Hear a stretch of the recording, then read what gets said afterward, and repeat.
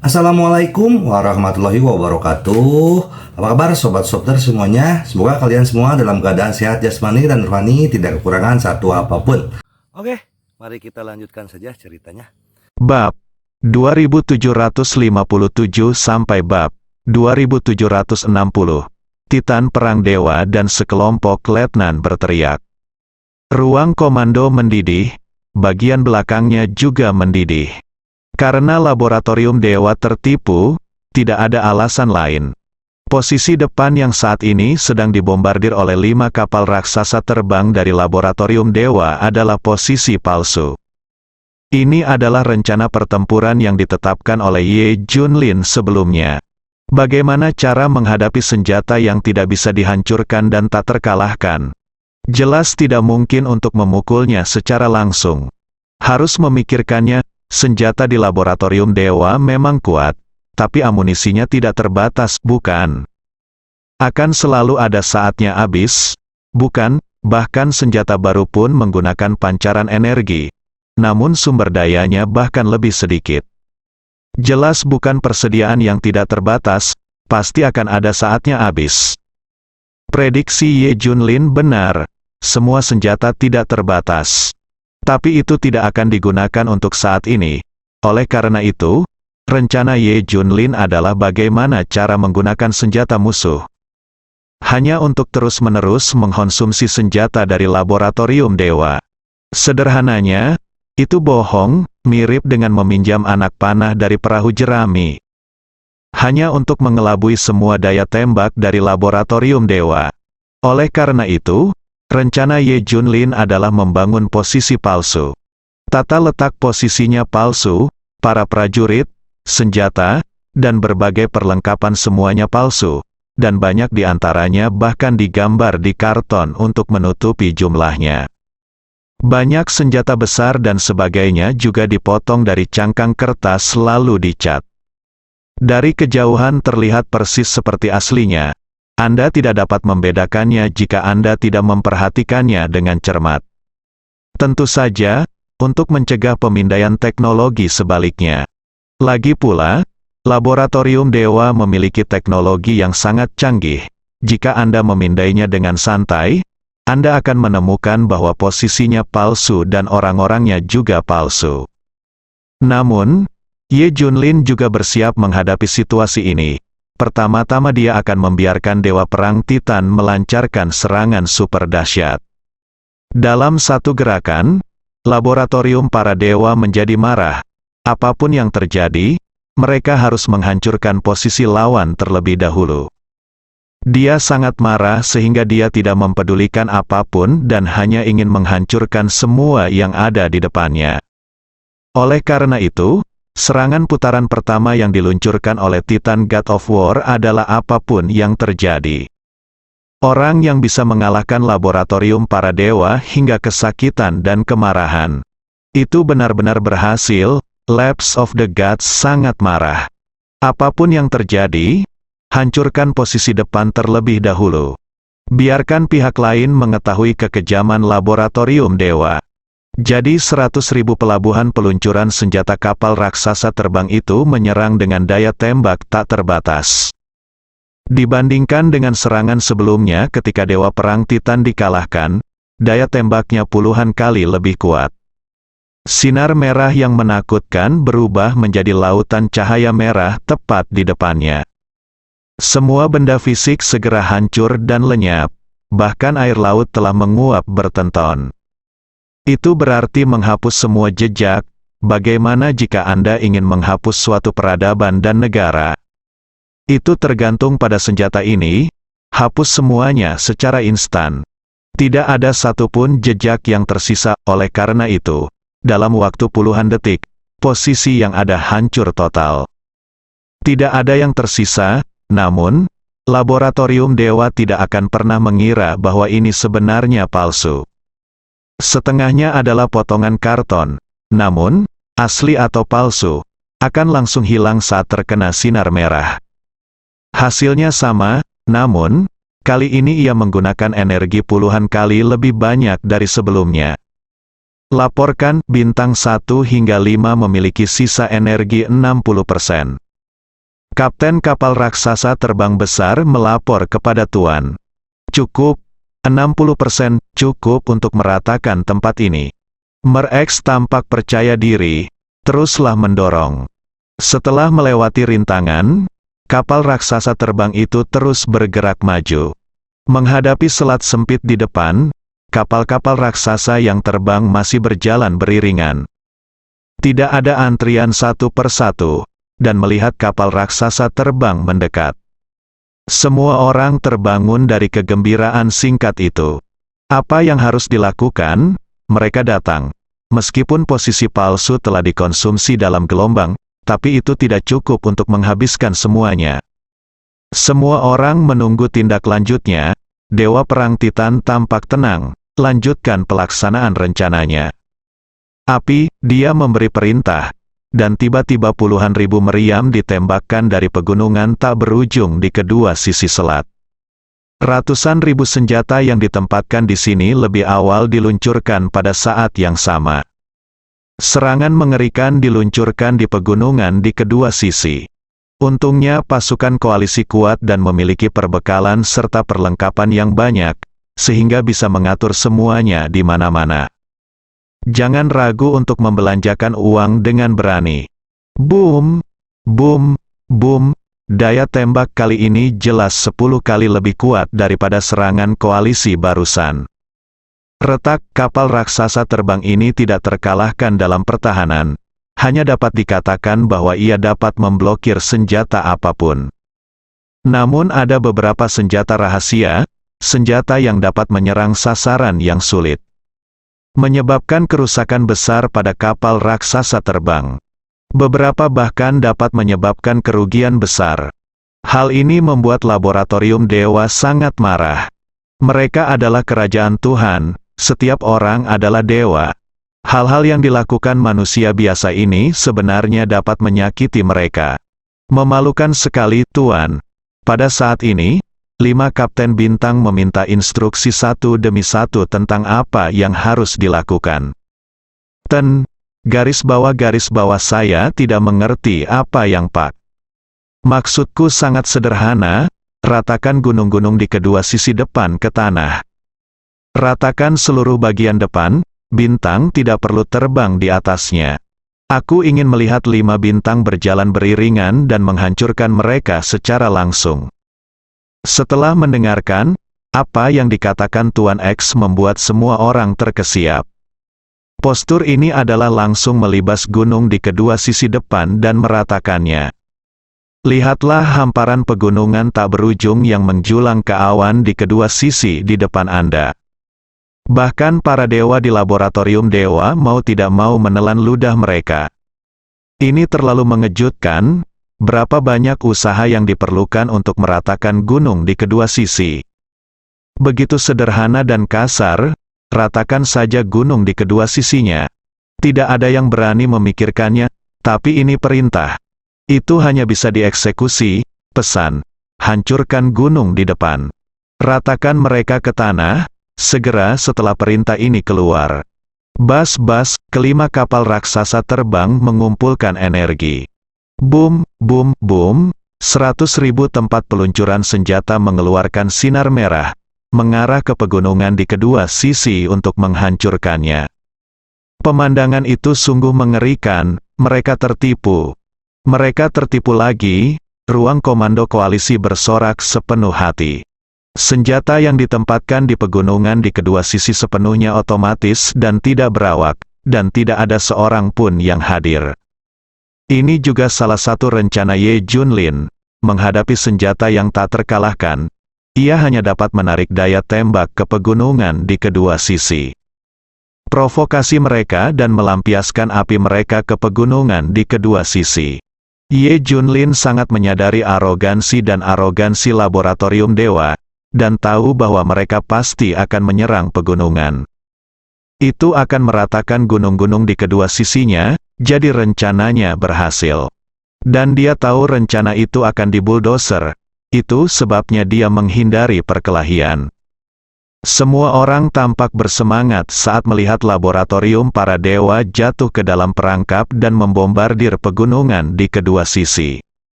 Namun lambat laun, kegembiraan di wajahnya menghilang. Ekspresinya membeku dan dia tampak bingung. Kemudian berubah menjadi kaget dan tidak percaya. Ternyata dibombardir terus-menerus oleh 5 kapal raksasa terbang. Sinar merah menenggelamkan pegunungan di kedua sisi. Terlihat dengan mata telanjang, gunung-gunung di kedua sisinya dihancurkan sedikit demi sedikit, ketinggiannya terus berkurang. Pegunungan yang menjulang tinggi di kedua sisi berangsur-angsur menghilang, dan semua orang terkejut, matanya penuh rasa tidak percaya. Saya pikir musuh telah tertipu, menarik daya tembaknya. Ayo mendaki gunung di kedua sisi. Tapi senjata macam apa ini? Bahkan gunung-gunung di kedua sisinya telah dibuldoser.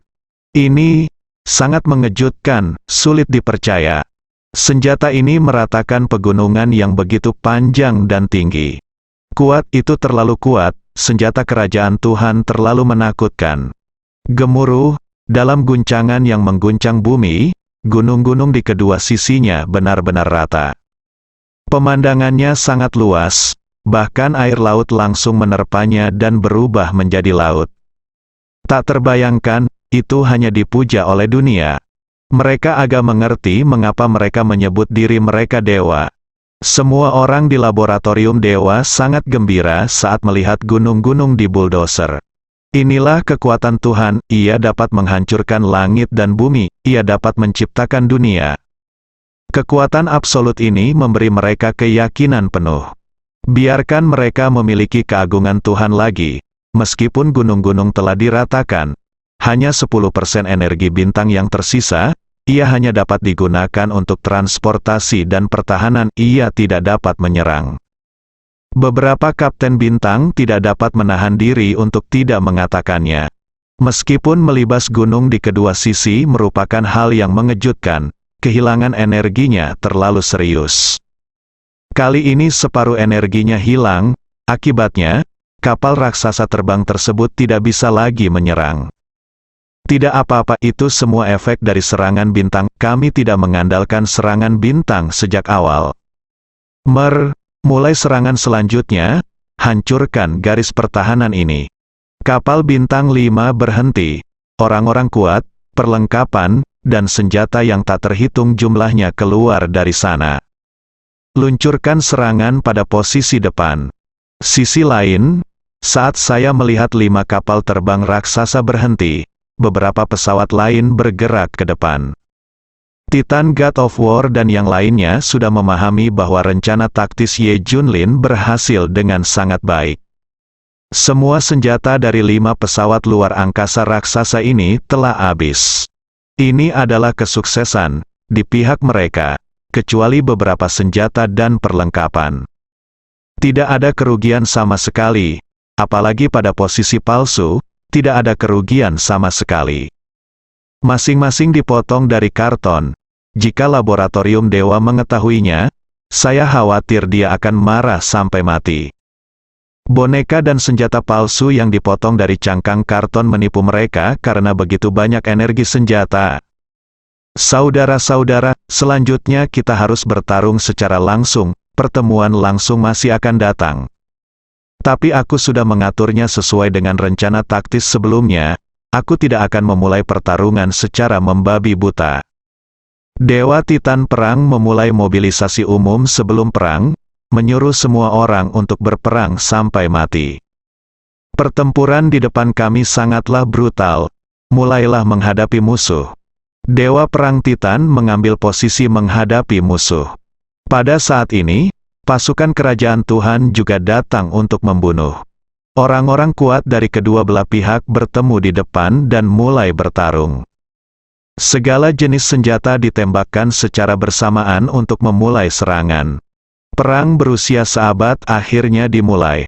Langit penuh dengan pembunuhan, matahari dan bulan terbalik, dan darah mengalir seperti sungai. Kuat, kerajaan Allah sangat kuat. Entah itu senjata dan perlengkapan atau kekuatan orang kuat. Mereka semua lebih kuat dari pasukan koalisi. Namun koalisi mengandalkan jumlah orang, jumlah senjata dan perlengkapan, serta penggunaan berbagai taktik. Tunggu sebentar untuk hidup sayang. Kedua belah pihak saling berhadapan hanya selama 1 jam. Pasukan koalisi menderita kerugian besar hingga ekstrim. Jumlah korbannya ratusan kali lipat dari pihak lawan. Dengan kata lain, ratusan senjata dan orang di sini mungkin hilang jika ditukar dengan satu senjata di sisi berlawanan. Ini terlalu menyedihkan. Untungnya, kekuatan koalisi merupakan kombinasi dari hampir 100 kekuatan, dan sangat memadai dalam segala aspek. Dan menyadari betapa seriusnya situasi, semua pihak terus memberikan bantuan. Semua negara telah mengeluarkan kekuatan tempur dan senjata rahasia mereka yang sebenarnya. Misalnya, Daxia mengeluarkan semua ini dari Tian's Mansion. Tujuannya adalah untuk memblokir lawan di sini. Kerugiannya kini sangat besar, namun ada banyak orang yang menambahkan.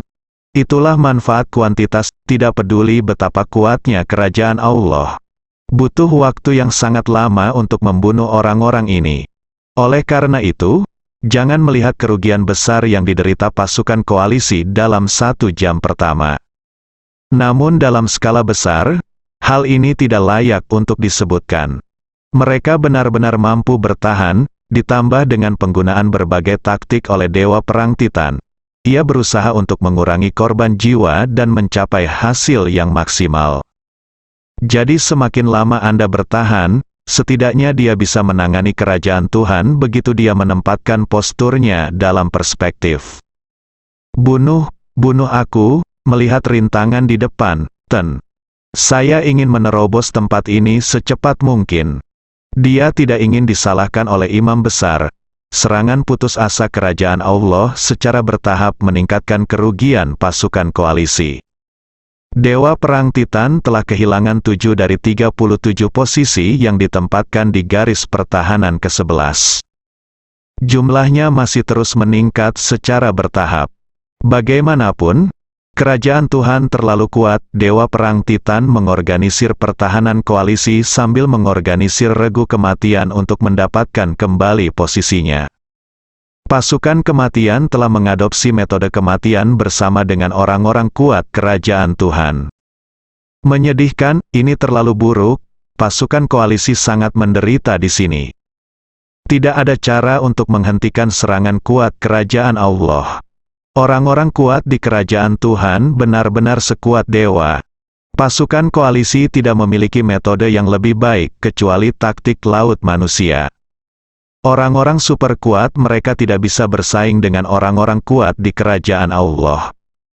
Di hadapan kekuatan kerajaan Allah yang sangat kuat, merupakan keajaiban bahwa kerajaan Allah dapat terus bertahan. Meskipun koalisinya kuat, tapi bahaya tersembunyi merasuki hati semua orang di Dewa Perang Titan. Mereka mengerti, tidak ada cara untuk menyelesaikan masalah jika kita terus berjuang seperti ini. Terlepas dari kenyataan bahwa ada lebih banyak orang dan lebih banyak senjata, itu sebenarnya hanya menunda waktu. Terus terang, mereka semua adalah umpan meriam. Tidak peduli berapa jumlahnya, masih ada momen pencahayaan. Kerajaan Tuhan terlalu kuat, ini adalah sikap yang benar-benar menghancurkan. Aku akhirnya mengerti kenapa Ye Junlin tidak bertarung sebelumnya. Bahkan tim garda depan lawan pun tidak bertarung. Ada alasannya, kerajaan Tuhan terlalu kuat dan tidak bisa dikalahkan sama sekali. Dikirim keluar, mereka akan mati, tidak ada cara untuk menyelesaikan masalah sama sekali. Jadi Ye Junlin hanya menghindari pertempuran dan mundur tanpa memperlihatkan kekuatannya sendiri. Sekarang kita bertahan begitu keras, apa gunanya bertarung sampai mati, mudah untuk menang. Tapi bagaimana dengan kalah? Sebenarnya, rencana Ye Junlin dari awal adalah memikirkan bagaimana cara menang. Dan itulah mengapa dia seperti ini. Dia memperingatkan kita sejak awal bahwa kerajaan Tuhan sangat berkuasa dan tidak dapat dimenangkan. Kita harus membangun banyak garis pertahanan untuk menghadapinya. Semakin banyak saat ini, semua orang semakin merindukan Ye Junlin. Melihat kekalahan sudah pasti, garis pertahanan ke-11 tidak bisa menghentikan mereka sama sekali.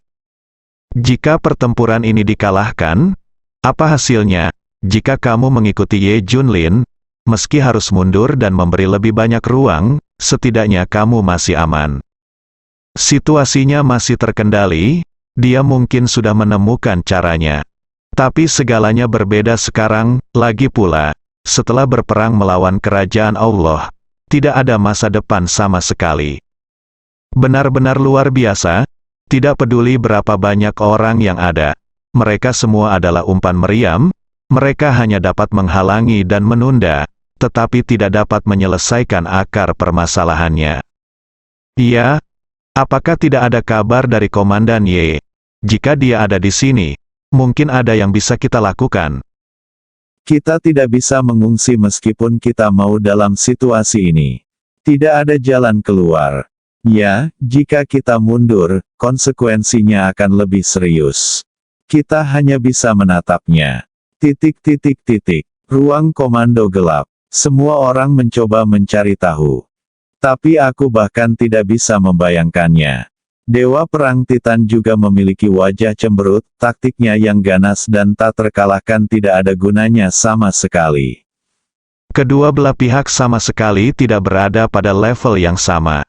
Konfrontasi langsung berarti kematian. Apa yang harus saya lakukan? Apa yang harus saya lakukan? Semua orang sangat gugup hingga mereka berkeringat, tapi tidak mungkin. Kerugiannya semakin meningkat. Serangan kerajaan Allah menjadi semakin sengit, dan semakin banyak posisi yang hilang. Dan di sisi lain, faksi kerajaan Elang Perang telah memperhatikan pertempuran ini sejak dimulai. Situasinya jelas sepihak. Apa yang harus kita lakukan? Agen Black Hawk bertanya, bersambung.